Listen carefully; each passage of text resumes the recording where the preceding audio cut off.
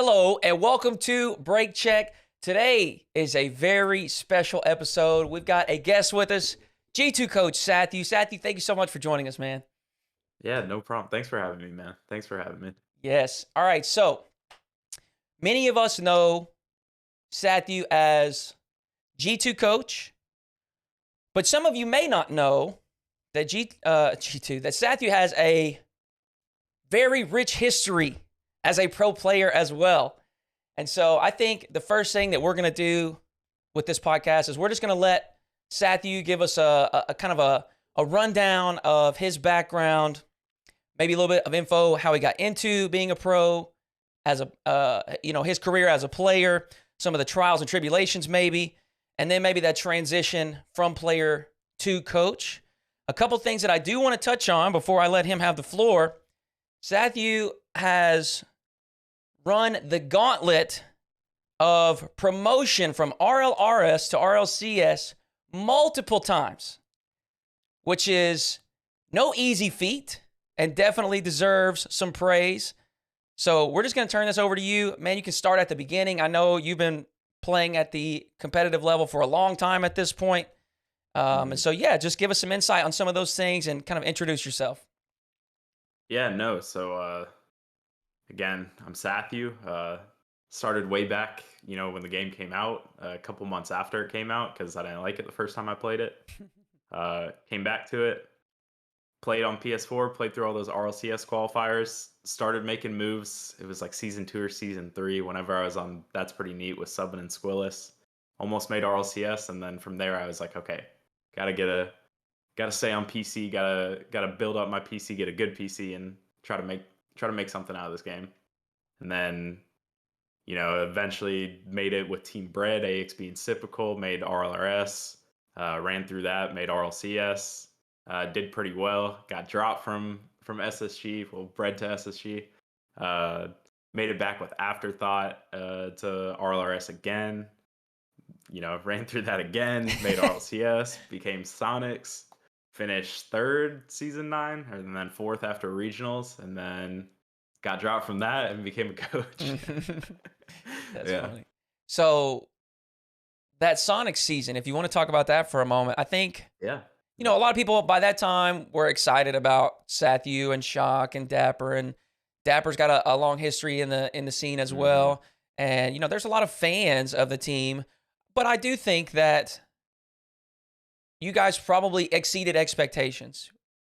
Yeah. Yeah. So Yeah. that season 9 in league play, what were some of the things I guess that team experienced on the inside, maybe that, us on the outside may not know?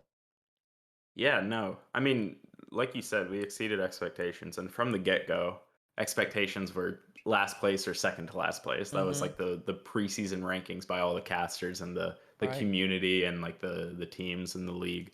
So, I mean, just from an internal standpoint, from the beginning, we were super motivated from the get-go because we were Right. like, we're not last place. We already know like our floor is better than like at least bottom 3, bottom 4. But no, internally it was just week in, week out. Like before the season was starting, we were getting our scrims in against all the RLCS teams, and we were going even. So that's like also kind of backed up. We were like, we're good. We're gonna do fine. But going into it, we just saw like we had this big whiteboard in our room, and we just absolutely game planned every week in, week out, just so hard the entire week prepping for whoever we were gonna play, or sometimes you had the double week, so whatever 2 teams we were gonna play. Yeah. And I mean, we just absolutely grinded the preparation style, which is what kind of killed us the next season since you couldn't really prepare for teams anymore. But Right. yeah. So a little detail there. You talk about the whiteboard in the room. Oh yeah. Sonics, you guys and that roster was really one of the first teams to get into like a team house, right? Mm-hmm. Um, what are some of the benefits of being in person versus everyone, at their own homes, at their own setups? And also, I Yeah. guess, what are some of some of the cons of that type of setup as well? Yeah. So I mean, pros wise, it's like, you know, you everyone feeds off of each other's energy. Yep. Everyone's like there to play for each other, but this can also be a con just because like if things start going awry, Yep. it's it's tough. It's tough to be there in person together. But no, the living together it really adds to like the sense of teamhood and like almost like brothership or family, Yeah. stuff like that. So that's like the main advantage of living together is just being able to be so close with your team and just game plan so easily on a whim like that and Yeah. do everything in person. Yeah. It is interesting. Like you said, it can be good or bad, but what it seems like it does, it just like further uh, exacerbates whatever it is, right? So like if you're positive and things are going well, it's going to feel even better because you're there to like dap each other up or, whatever it is, right?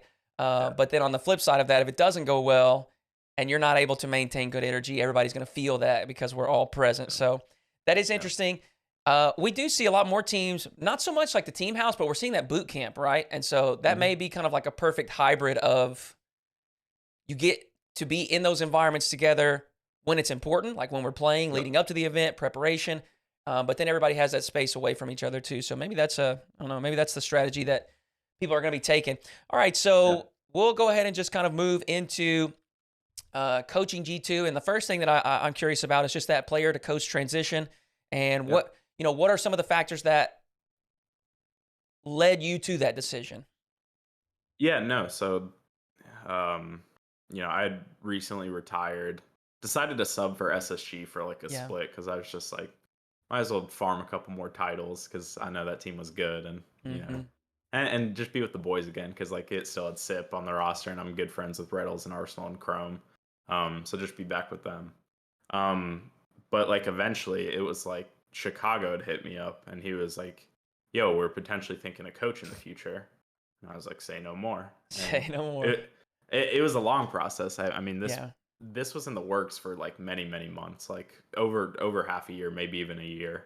So it was just kind of a waiting game. Me just kind of floating around the scene, making sure I still am up to date on meta and who's good, who's not, what the teams look like, and just play styles for every team. Yeah. But yeah, no, that opportunity came up and I'd been with G2 as a sub way back in the day. So to be able to like go back and actually be on like a true position in the organization, I was like, I got to try it and just got to see if this coaching thing is good for me. Absolutely.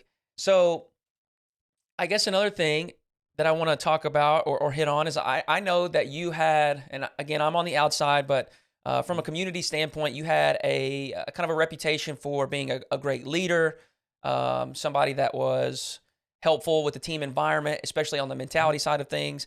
And Yep. I imagine those things and those skills and assets of yours help tremendously with the coaching position.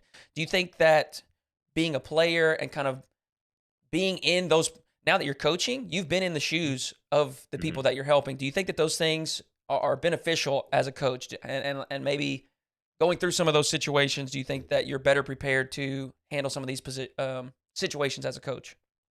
Yeah, I'd say definitely my playing experience has like benefited my coaching style and coaching ability a lot. Yeah. Just being able to know like, before I say something to my team, I'm like, would I have wanted to hear this when I was playing? Yeah. And it's that does make a difference because a lot of coaching in Rocket League, there's not too much strategy once you're in the series. Like not it's a lot of reminders of what you've been practicing. Right. And maybe slight adjustments, but a lot of it's, choosing the right wording for the time and what the series is like. So that's definitely helped. Just my ability to coach and knowing what these guys need to succeed. Yeah. I love that you brought that up about like what words to choose, right?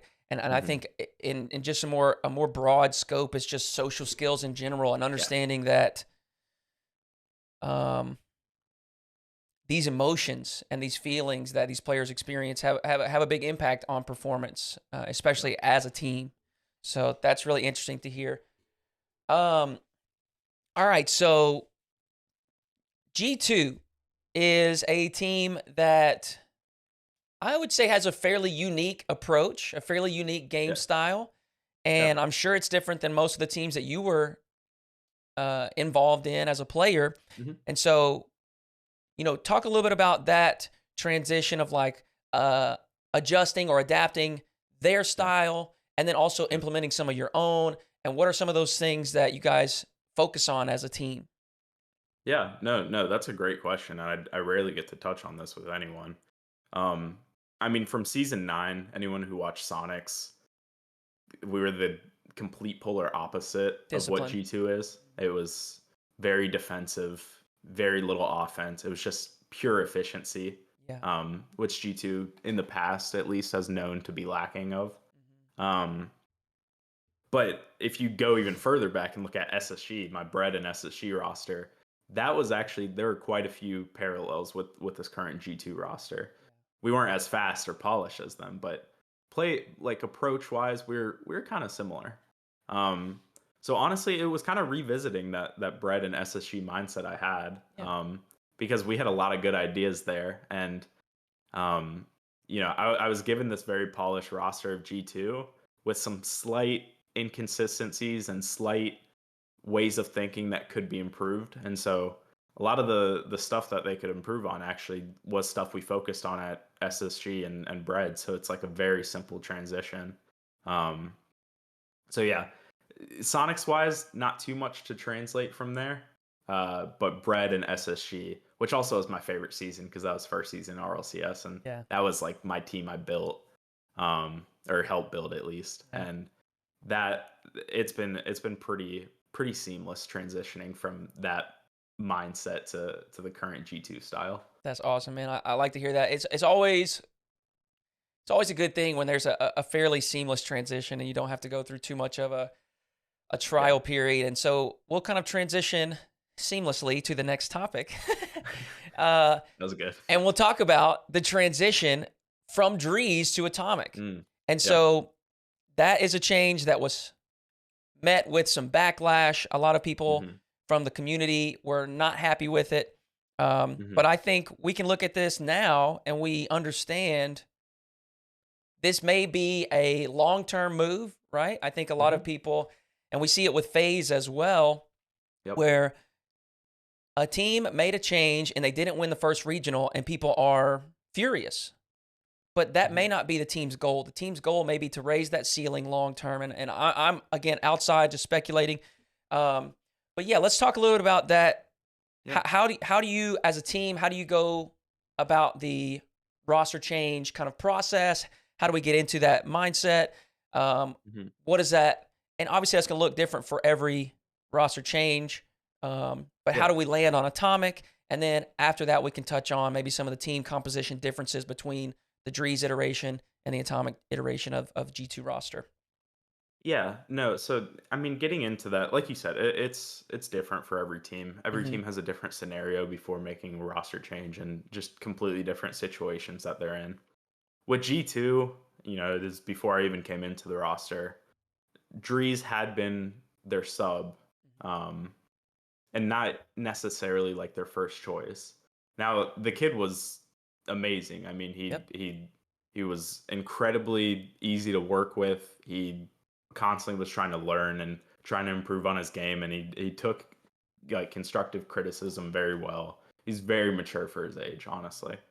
Um, with the whole change in G2 specific camp, it was just a matter of there's this crazy player out there, Yep. Atomic, who our players have been wanting to play with for some time. I mean, it was known in the past with previous tryouts or previous rumors or whatever. Yeah. So that opportunity arose where it's just like Atomic's available, and it's not to Drees' fault that Yep. he gets dropped. He did everything we wanted him to do, and he did everything he possibly could at the time. It just with this current iteration of the roster, it's just more so the timing wasn't right. Yeah. We kind of wanted to future proof a bit with Atomic because he's a very well known name. And in the future, if another roster change were to ever happen, it's easier to attract other players Right. with the name Atomic, than Drees. And again, that's no fault to Drees. He's just a newer player, Yep. and he's a younger player with less, I guess, experience around his name, and just like I don't know the word for it, but not as many other players right now at this time because again he's so young Yep. and so new. don't want to join him instantly on a Yep. team. Absolutely. So it's a bit of future proofing, and it's a bit of Atomic's also disgusting as Yeah. seen by the past 2 regionals. Yes, So he is. yeah. So So, again, it's nothing to Drees' fault, but right. it's just like there's this ridiculous player. We have this ridiculous core of players that have been on a team together for years. Yep. Let's see if we can really make something special. I think, I mentioned it a little bit earlier. I think it's similar to the phase thing, right? A lot of people were Yeah. really upset about Illusion Oh yeah. and, Yep. and that change as well. But just like you said, there's an incredible player in Sypical available, Yep. and sometimes you have to make these tough choices. Yeah. And I love that you said it's not any fault of Drees. No. I have kind of Never. discussed this on my stream. We love talking about esports, and I have said Drees made this difficult by playing so Yes. well. It, He's, you. he exceeded any and Yeah. all expectations, and I think that's going to bode well for him in the future, right? Like that has just Yes. raised Drees' 100%. stock, and so yes, it's tough, but it's part of the professional scene, and it's sometimes It these is. tough things happen. Yeah. Which It's cutthroat out here, honestly. which you are no stranger to, right? Like you've had Yeah. some Yeah. struggles yourself as a player, so Yeah. Yeah. I'm sure that helped you navigate that situation as well. Um, Yeah. okay, so with this new G2, talk a little bit about the. There's a little bit of a difference in team composition. I know Atomic Mhm. has some different skills and tendencies than Drees does, both incredible players, but there's a little Mhm. bit of a new look here. And so give us a little bit of insight on the new G2 with Atomic. Yeah, I mean, without going into too much detail, Don't leak the strats. exactly. No, but I mean, playstyle wise, we haven't even changed too much from the Yep. transition to Drees to Atomic. That again, first regional looked different, but I mean, we were on 9 days of practice together, so you can't really expect much from that. But Yeah. now, playstyle wise, it's remained pretty much the same. It's just again, Atomic's ability is just so high and so polished that he was just kind of able to complete a couple things that we were looking to add to the team and add to our play style.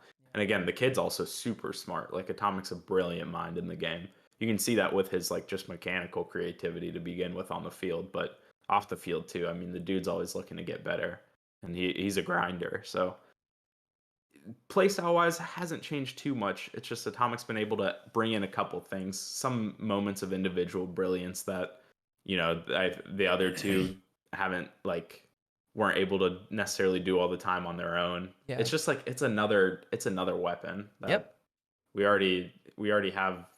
Even with Drees, we had 3 great weapons, but now it's like we're really upgrading the arsenal all the time. Yeah. I love the outlook on it. Okay, so play style on field, stuff like that hasn't changed too much. Let me Yeah. ask this question because I know that sometimes a roster shakeup and a roster change can actually kind of like it can revitalize everyone, right? Like get everybody really excited, kind of Yeah. step back to square one. It's like, hey, now we have this foundation here and we have so much room Mhm. to grow. I think a Mhm. great example of that is SSG at the current moment. They add Daniel to the 100%. equation. And look, replacing Sypical is difficult, right? That Mhm. is an incredible player. And I don't think many people expected Daniel to fill those shoes immediately. But we're seeing so much energy and enthusiasm from these players, right? We see these comms Yeah. and they're so excited. And so I'm so curious about that stuff as well. How does that look for the G2 roster? Are we Yeah. more Yeah. enthusiastic than we have been? Yeah, I'd say so. Because again, it's just like now the roster, and again, no, this is no offense to Drees, because again, he was fantastic at the role he played and Yep. and what he did on the team. But this is like the roster where the team has like fully selected their third. It's not Yeah. the weird situation with Rizzo retiring and then we have to bring the sub in. Yep. Like they wanted this player and we got him. So there is some revitalization to that because now they're like, this is the roster we wanted from Yeah. a while ago, and this is the roster we have now. It's a reality. So Yeah. yeah, no, everyone's excited in the G2 camp, and everyone, it's just like ideas bounce off each other even more. Conversation flows a bit easier, and there's a bit of a little hype upgrade, Yeah. just approaching tournaments and approaching scrims. So yeah. I love it. I know I heard the recording of Yeah. comms the last few minutes, and you Yeah. hear things like Atomic, like, you guys are so good. I love playing with you. Yeah. That's so Yeah. exciting to hear. You know, it doesn't matter Yeah. what team it is. Hearing Yeah. a teammate tell his other two teammates that I love playing with you, that is, you know, I love hearing that. That's incredible. So that's awesome to hear. And interesting too. Let me ask you this: how much do you think that impacts a team's performance? You know, when a roster gets stale or stagnant, and they may not be Yeah. toxic by any means, right? But Yeah. they Yeah. might not just be excited. Versus a team that maybe a newer roster and is pretty excited. How much do you think that impacts performance? I mean, that's the whole honeymoon phase thing, and that's a Right. real thing, honestly. It will bolster a team's performances for a bit Yeah. most of the time. Um, and really, it's just you gotta future proof for that too. Like as a coach and as a team, you guys, it's just important to have this decided play style and know what makes you consistent and Yeah. constantly just regurgitate like this is what makes us good. This is what makes us good. This is how we stay good.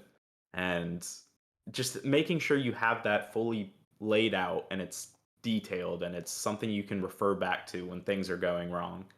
That's really how you kind of proof against that and make sure that you don't become stagnant and Yeah. really start to struggle. So it's a real thing, honeymooning and playing well at the beginning. And it's definitely interesting to see how some teams will kind of navigate how they approach that honeymoon phase and what comes after that, Yeah. The important part, including what us, comes after, right? including us. Yeah. Yeah. So let's go ahead and kind of move on to. I want to talk a little bit about this regional. Your thoughts about it, and then Yeah. obviously we can talk about how. I mean, you guys took this victory here in the second one. So one thing we kind of touched on a little bit earlier. The first regional, I don't think you guys played bad by any means, but it certainly wasn't your best stuff. And Yep. like you said, that's not surprising because you're on a week and a half of work. Yep. And so now we've had a little bit more time.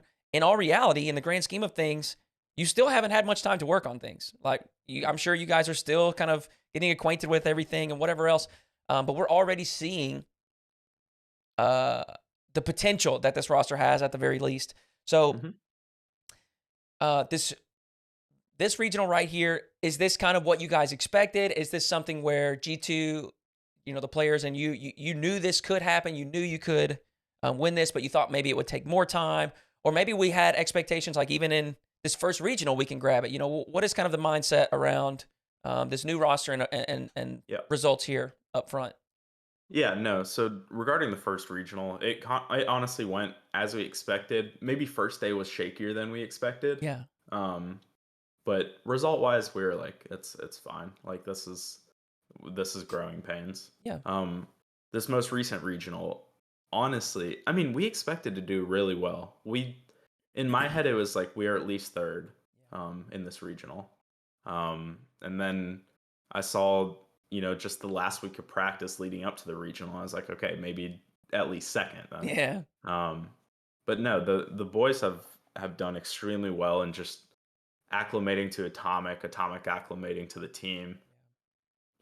There were some key days where honestly it was just like you saw things click in Atomic's head where he like now fully understands the plan and he almost starts leading comms in a way eventually in certain scenarios where he knows like what's good for the team and the rest of the team agrees and I agree. And um once I started seeing that, I was like, okay, yeah, we're gonna do well. yeah. And I think it's gonna be consistent too.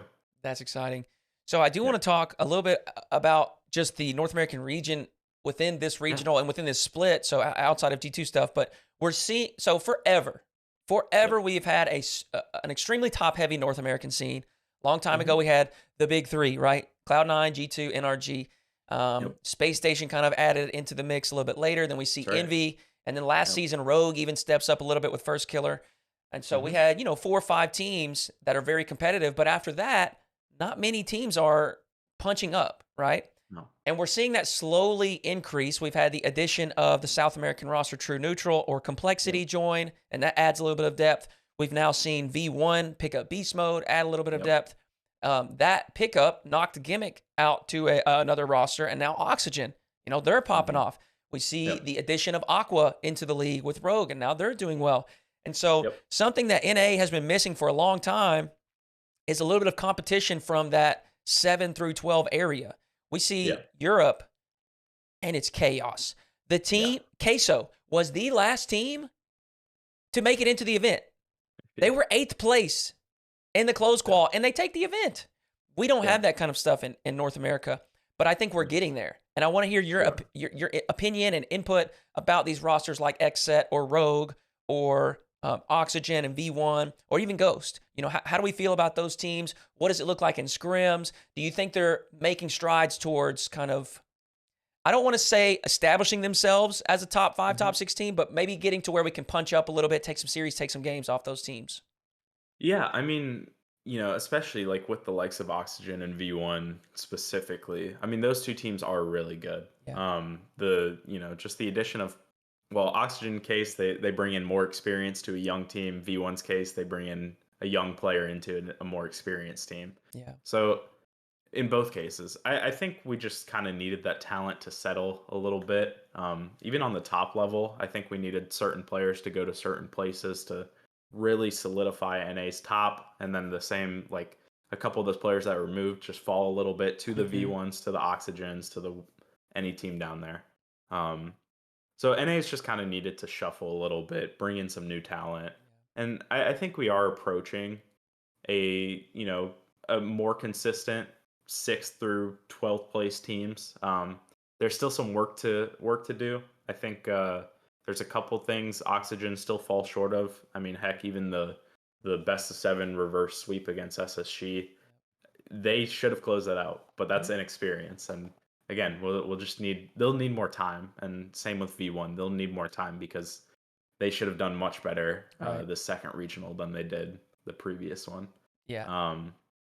So yeah, it's a time thing. And Getting there. yeah, it's getting there, It's but getting there. it's still not on the level of EU. I'm not sure what EU's doing over there because, like, I mean, even when we went to scrim in Sweden, we scrimmed against Queso once or twice, and they were disgusting. Mm-hmm. And we were like, dang, this is like a team that at that time they weren't doing much. Like Right. they'd made, I think, like a couple, maybe a day 3 or something, but it was nothing like they aren't contenders. Right. But now they just won the whole dang thing. So Yeah. it's Europe has yeah. an abundance of talent on an Yeah. individual level. And Mm-hmm. I mean, there are teams in Europe that are not making it past close quals that I think are still really, really good teams. You know, I think some of them, if they were in North America, they may even be regional regulars. You know, I Yeah. can't say No, that I for agree. sure, but a lot of I talent over agree. there. But I think NA is getting there. Nowhere Yeah. near that level, but we are seeing No. a couple. I mean, Rogue takes a series off NRG. We've got Oxygen Yep. taking down some 2 top 6s in a row, taking down some top dogs, and so and Sure. taking SSG at least to game 7. And like you said, they probably should have won the game or the series. So Yeah. I'm excited. That's something that I'm excited for in North America because I actually think that's going to push that top level even further. You know, Yeah. because now we've got somebody biting on our heels that's ready to threaten our spots, and I think that's going to just push those teams even further. So that's exciting. All Yeah. right, so we got the last topic here is the major and more. And so what I'm going to do is just ask you a little bit about the major, and then I've got some questions that we talked about a little bit on the stream, and we just want to get your take on some of these things. So the first thing is just going to be the major. You know, I think you guys are obviously in a great position to qualify for the major. I think G2, NRG, FaZe, and Space Station, if any of those 4 teams did not make it, I mean, it would be a fluke, right? At this point, it would be a fluke. So those 4 teams, I feel like, have all but solidified. And so the first thing I want to ask is, who do you think would be the best representative as that fifth spot for the North American region in this winter split? That's a tough one. I mean, it's between 2 teams. It's between the Oxygen and V1, Yeah. 100%. No, that's really tough. Or you can I think even say who you think is going to end up in that spot. I think Oxygen's going to end up in that spot, honestly. Yeah. I think they found some level of consistency where they can get a good enough result to solidify their position for the major next regional. Yeah. I just think like in the long run, I think V1 is better. Hmm. Just the Torment experience. I mean, Gimmick, of course, has his experience too, but Com's a pretty solidified player now too. And Yeah. I mean, I think Beast Mode's an absolutely amazing talent. So I think it's in the long run, it's V1, but I think for this major, it's Oxygen. And for some reason, V1 just recently, it's like every time they're so close, it just things start going downhill for them. Yeah. It was last split, we saw the complete like collapse of them in the final regional. Like they did terrible and didn't even make it out of Swiss, I believe. I think they might have gone 0-3 even, or 1-3. And now, I mean, again, the second regional, they lose to Oxygen that first or second round of lowers, and Yeah. I just fear for them that it's going to be a similar result this next regional. So yeah, short term Oxygen, long term V1. You know what's really crazy about this is Oxygen has to qualify for the event again. Like there's I know.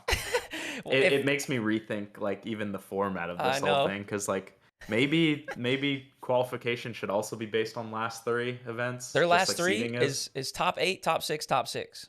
Yeah, That's their so last three. they would be in comfortably. Yeah. So yeah, I feel for those guys, because I mean honestly everyone's been talking about that. Like, how do you these guys have to go in and play a bunch of teams who aren't playing for anything, Yeah. or not playing for a single thing, Yeah. and teams that can play the game well. So I hope the best for those guys. I hope they make the regional, and I hope they can compete for that final major spot. But Yeah.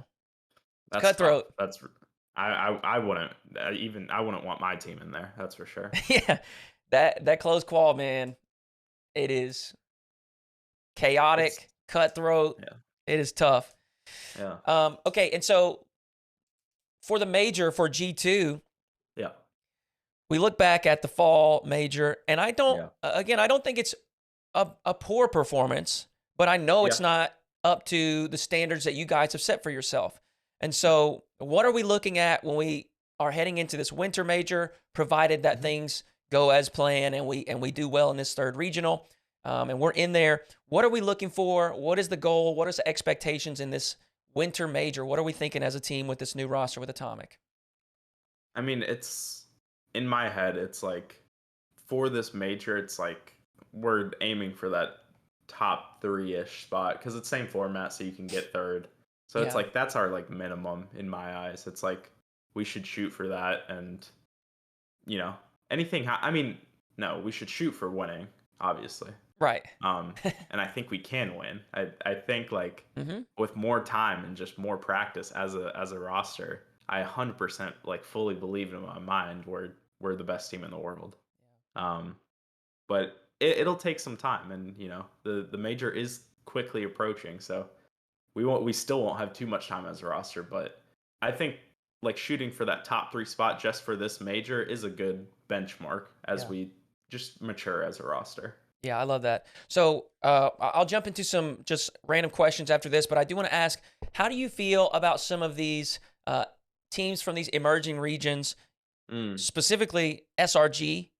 We yeah. also saw both of the OCE teams make it to round 5 of the Swiss stage, which was Yeah. a pretty good showing for them. I know Yeah. Furia didn't perform great in the event, but I know prior to the event, whether it was scrims or the event that Rettles ran, they look nasty, right? And so Yeah. we're looking around at some of these regions that may not have garnered much respect. And MENA is a brand new region, and SRG is obviously an incredible team. Didn't even have their actual roster. Ocalad wasn't able to make it. Yeah. So, what are your thoughts on some of those regions, or more specifically, some of those teams? And do you Yeah. think that they have the potential to get into that top 5 worldwide?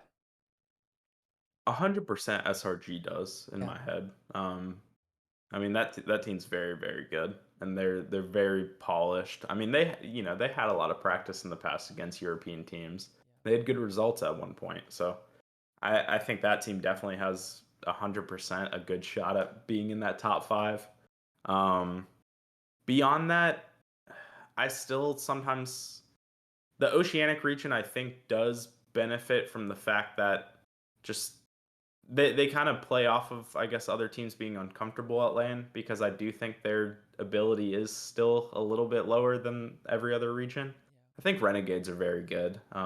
but I think there is a pretty clear drop off after that, despite Ground Zero doing well and actually, if I'm not mistaken, beating them at the major. Um, but and then yeah, Sam again. It, I mean, we have complexity, which was a Sam team. They're obviously very good. Rough split so far, but I think that's due to vacation time they took. Yep. Honestly, but no, Furia was amazing. They underperformed because they're better than what their results showed, and their second representative, which at that tourney was Era. There is also a decent bit of drop off, but I think actually they'll bring two stronger teams, like more balanced teams this time around. So Yep. we'll see. But I really, for top five, I really only see like SRG competing from a minor region, honestly. Yeah, I think I would agree with that and echo that sentiment. One thing that I am really excited about is with the addition of these regions, we're already seeing, and we haven't even seen a full season yet, but we're already seeing teams outside of that number one, number two start to improve quickly. You know, Mm-hmm. SRG hadn't lost a series over there, and now we got Yep, Sights taking them, and there's a lot of talent in MENA. there Um, is. I don't There is. know. There's some that are still too young to compete, and we may have like some talent kind of spread out a little bit, and so I would not be Yeah, surprised to see some more consolidation in those minor or emerging regions. I think we're yeah, seeing it over in APAC too. You know, Tokyo Verde, they ended up taking their first loss. And so yep, it's just really exciting because when you give these players something to chase, yep, they get after it. And so yeah. that was for me, that was one of the most exciting changes. Obviously, the format overhaul from the two leagues, RS and CS to RLCS X was exciting. But in Mm-hmm. my opinion, the addition of these three or four new regions with SSA as well is the most exciting thing that I've seen probably since the addition of RS because Yeah, it's just investing in overall growth, right? yeah, Making yeah, everyone better. And similar to the sentiment that we talked about earlier with like the mid-level NA teams punching up a yep. little bit. I think the Mm-hmm. same thing is true for some of these emerging regions. As they improve, I think it pushes everyone up. So that's something Yep. that personally I was really excited about. And this major in crowd or in person, a crowd, I am hoping Yeah, to be there. I cannot wait to see this event. And I hope yeah, that all regions, all players, all teams, I hope they bring their A game and they just really, they just show everybody what they're capable of. That's really what I want yeah, to see as a Rocket League fan. So, yeah. all right, we'll jump into just some kind of just random questions. We'll bounce around here and there, and I just want to get your Sure. take on it. So, this was a funny question that someone asked from the stream, and I thought you might enjoy answering this. What is the team that you least and the team that you most like to play? Oh, okay. Like currently on with G2? Yeah. Okay. Who do Yeah. you dislike playing the most, and who do you enjoy playing the most? I mean, liking and who we enjoy playing the most is definitely NRG because Yeah, it's always a classic against them. always. We kind of like how our style stacks up against them, but we Mm, also like how they, even if we feel we're outplaying them, can just beat us yeah. at any point because that's just the NRG way. They're so composed and they always just find ways to break teams down and eventually just survive a bunch of pressure and then just score on you. So Mm. that's always fun to see how strong-willed my guys are against them. Least like to play, honestly, probably SSG, just because of like they are a bump heavy team. Yep. I mean, bumping is meta. A lot of teams are incorporating it more and more, including us. Including you. I was But about to they like say. they take it to that next level though. Yeah, they do. They really do bump a lot. Hmm. So that can be frustrating sometimes. I think we're good at playing around it, but in scrims and such, sometimes it can get frustrating. Yeah, I feel like they not only do they a lot of teams are bump heavy, Yeah. but I feel like, and this is overgeneralizing, but I feel like a lot of the teams end up bumping on a semi-traditional or semi Yes. normal rotation, right? Like I'm up Yeah, the they do. field. I feel like SSG, there's no rhyme or reason to it. They'll just come bump you when they're stuck on defense for 45 seconds. Yeah, it's like, a lot of the times it's like first man is really the only guy used for bumping, but Yeah. SSG really kicks it to that next level and brings Yeah. second man too at you. And it's like, well, I Uh, mean, what is this? it But works well I though mean, for them. no, when they find results, it is sometimes fun to watch Hmm. from a third, third perspective or just like an outside point of view. Like Yeah. it is cool to see, they can bring a lot of physicality to Mm-hmm. teams and make teams really have to think and be on their toes and avoid these demos. So Yep. it's cool to watch, but just when you're on the receiving end, it Yeah, can be tough. exactly. Yeah. Totally understandable.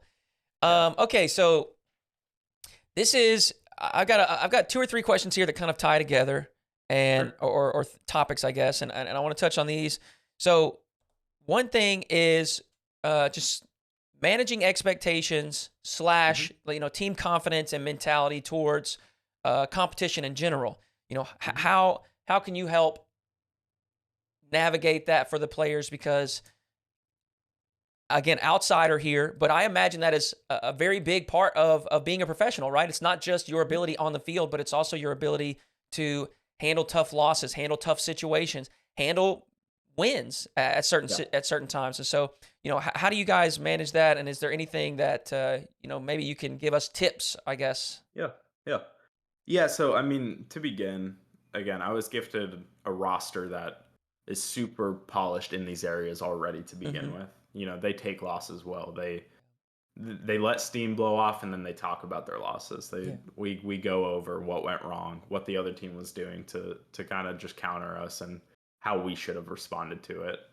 Um, but managing expectations, I mean, it's just being realistic with ourselves. Like that expectations for that first regional, it's like, guys, we're a new roster. Yeah. Like, just have fun. This second regional, it's like that's where we've been practicing. We constantly again regurgitate what makes us good, what makes our play style work. Just having confidence in what we've been practicing. That's kind of how I manage the expectations with the team. It's just, I mean, constantly letting the guys know, like, you guys know how to play. You guys know how to win. You guys have seen this in scrims for weeks in, weeks out. Like, this kills other teams. Let's do this. And they respond to it well. They're super professional, always open to dialogue, mid series, mid game, even Yeah. mid scrims, everything. So I'm very fortunate to have the players that I work with because they're all just so professional and they're all so hungry and want to win. Um, and at the same time, I try to bring some energy with just showing them like, hey, this play that we've been working on, it's really good, and this Yeah. is will win. We Yeah. will win. Okay, so we'll kind of expand on that. Something that we're Hmm. seeing a little bit more in esports, and I think it's present in traditional sports, as are many other different tools and resources that haven't trickled into esports yet. But how do you Yeah. feel about like sports scientists or sports Yeah. psychologists, those types of Mm. tools for players? Because, like I Hmm. said, we see these types of things in professional traditional sports. We Hmm. don't really see it just yet in esports. And one note that I do want to pin here on this question is esports is a much younger demographic. Yes. And when we are younger, a lot of times it's more difficult to command those emotions and keep control over those things. And so, do you think that that's something that's beneficial? Do you think that that is something that will, um, the esports scene will continue to adopt as time goes on? How do you feel about some of those tools and resources to help teams mentally? Yeah. No. So I mean, 100%. Like sports psychologists, I think do need to be implemented more and more in esports and Rocket League specifically, because I know some other esports do make use of them. I think they would help in kind of when you're coming up in esports as a kid, you just play with other people and eventually get picked up.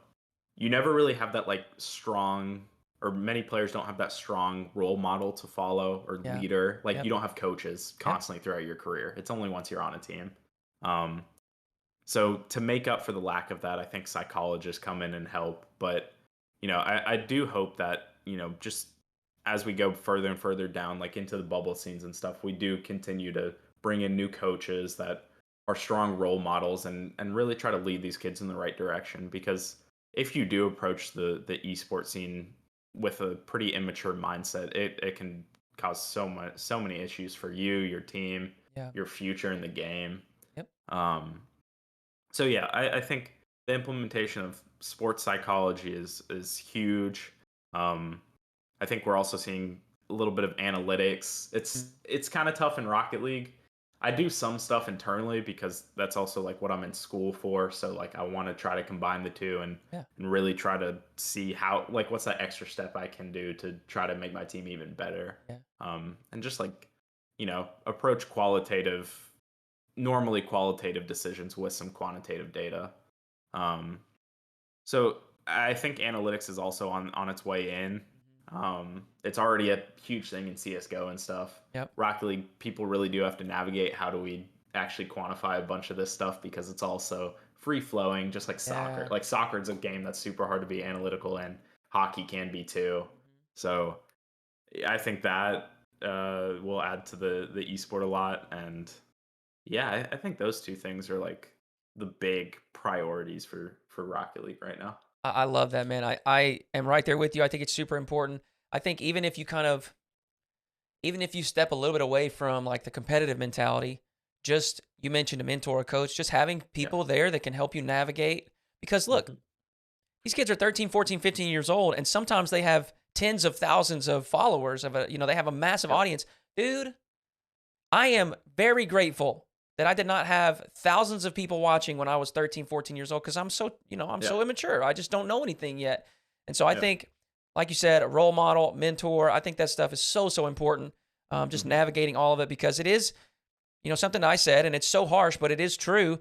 You can make choices as a 14, 15-year-old that end up impacting your career, which Yep. could cut it really short or something like Yep. that, right? Whereas Yep. you know, if you had somebody to help you out and help you navigate those things and think about your behavior, maybe you could extend that career longer or maybe even turn it into a career long term. We've seen players like Rizzo step out of the limelight and now he's doing content. We've seen players like you are a great example, step out of the player position into a coach role. But those hmm types of things are not possible if you make some poor choices or some mistakes, even at a young age Yeah. of 15. So Yeah. I totally agree, and I think you're exactly right. So I'm gonna get a question here, and I don't know Yeah. how you're gonna react here. Maybe a little bit of frustration, but what are some things that Rocket League could do to improve the coaching experience? And Oh, okay. one specifically that I think is obviously talked about frequently is coach spectator slots in game. Yeah. Talk to us a little bit about that. Yeah. I mean, it coach spectator spots they would be huge. They would help a lot. If it just makes it so you join a team and you can only see your Yeah. players' points of view. Psionics is helping a decent amount because right now they give coaches like a live feed, so we see stuff as it happens during Oh, RLCS series. gotcha. Okay. So that's been helpful. Yeah. We are able to actually see things real time. Like Mhm. it's like maybe like a quarter of a second delay. It's not Yeah. bad at all. But you're not It's having to watch like the mainstream to see what's happening. right. So it's still the mainstream. I see what the mainstream sees. It's just at that exact Yeah. time. So it's Okay. like still director cam and stuff. So it's not the best point of view from a coach's point of view, but I mean, it's still It's something. helpful. Yeah. It's something. So yeah, eventually a coach spectator slot could help. Maybe even. I mean, it's tough because also just like coaching at a LAN too, like you just stand behind the players. Sometimes I'm like, maybe the coach should even have a PC, but then I think about like other esports don't really do that, so I kind of dismiss that idea.